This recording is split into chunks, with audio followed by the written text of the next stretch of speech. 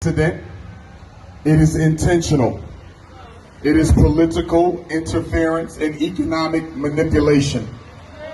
It is a joint effort by the government of France and the government of the United States of America. It is an act of genocide. It is not simply political interference and economic sabotage. The United States of America wants to purge all of our Haitian African brothers and sisters from that island because they have another agenda for the island of Haiti. And they have always had another agenda for the island of Haiti. This agenda is made worse by the psychological embarrassment that the Haitian Revolution caused to the European powers of the world. To many of us, 1804 is a long time ago, but to the white man, it's only a day ago. This country itself owes a debt to the Haitian Revolution, for it quadrupled the size of the United States of America by bankrupting France and forcing her to sell her territories to the U.S. Back home in Philadelphia, we have a college known as Girard College, built by a white supremacist who was a one-time associate of Toussaint L'Ouverture. Toussaint L'Ouverture entrusted Stephen Girard with some personal finances of his. But because of his capture and death at the hands of Napoleon, he was never able to link back up with Stephen Girard and get his assets. So this white man comes to Philadelphia with the money of the leader of the Haitian Revolution and opens up a school for all white boys on Girard Avenue, named after the very same devil I'm speaking of. And with Toussaint L'Ouverture's money, black dollars, he refused to allow black children to attend Girard College. And it didn't happen until Dr. Martin Luther King Jr.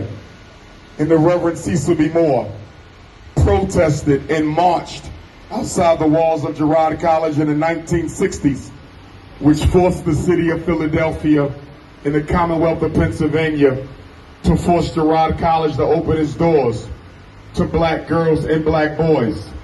I'm bringing this up because none of us can truly quantify. I'm bringing this up because none of us can truly comprehend or understand the impact that the Haitian Revolution had across the world for the white supremacist government and for African people. When you look at the slave revolts in America, almost every major enslaved African revolt on this soil was inspired by the Haitian Revolution. One of the greatest Pan-Africanists of all time, the Reverend Major Martin Delany, who was the first African to attend Harvard University Medical School, who invented the phrase Africa for the Africans, who was the first uniformed black officer in the Civil War. He named his son Toussaint L'Ouverture Delany, and it was Toussaint L'Ouverture Delany, the son of Martin Delany, who fought with the United States Colored Troops 54th Massachusetts Regiment in the Great Battle of South Carolina at Fort Wagner.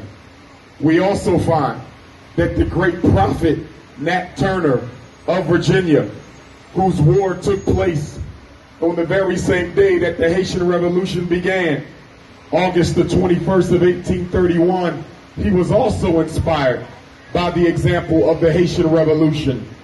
We know that Denmark Vesey of South Carolina, himself born in the Caribbean islands, had hoped to liberate Africans so we could sail to the island of Haiti and lead a much larger revolution. We also know that even Gabriel Prosser of Richmond, Virginia, was inspired by the Haitian Revolution. And it was the Haitian Revolution that gave hope to African people all over the world and a motivation towards freedom. So when I look at the earthquake that wrecked Haiti years ago, That earthquake was intentional. And that earthquake was sent there by the United States government with its heart machine to wipe out totally the African brothers and sisters of Haiti. But you and I know that our brothers and sisters in Haiti have a special protection. Our brothers and sisters in Haiti have a special spiritual protection and a special ancestral protection. And it is our job to stand in solidarity with them. Too often,